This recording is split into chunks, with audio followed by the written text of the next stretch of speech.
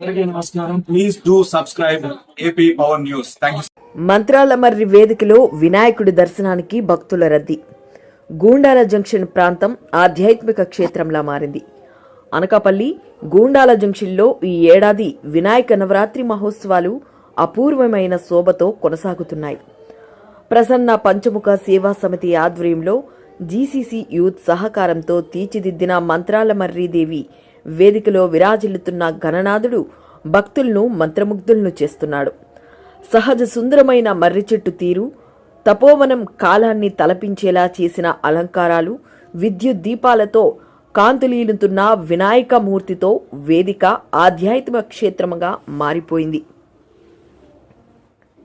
నిత్యం వందలాది మంది భక్తులు సమీప గ్రామాల నుండి గుంపులు గుంపులుగా తరలివస్తూ స్వామివారిని దర్శనం పొందుతున్నారు.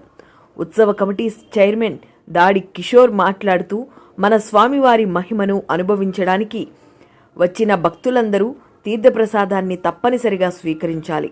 ఇది కేవలం ఒక ఉత్సవం కాదు, భక్తిని పంచే ఒక పవిత్ర సమారాధన అన్నారు.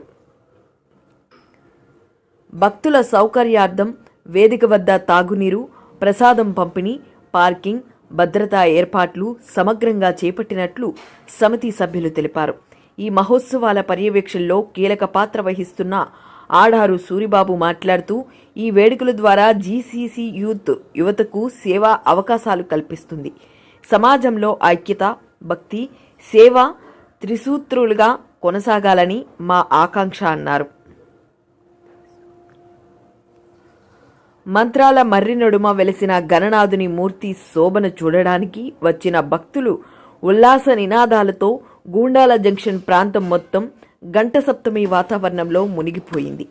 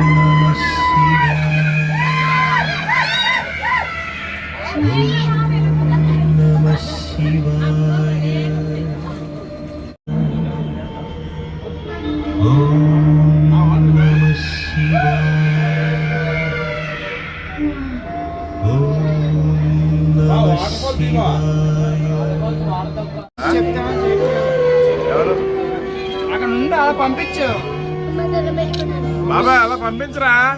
ఆయిల్ చూడు ఎంత ఉందో. Please subscribe our channel AP power news.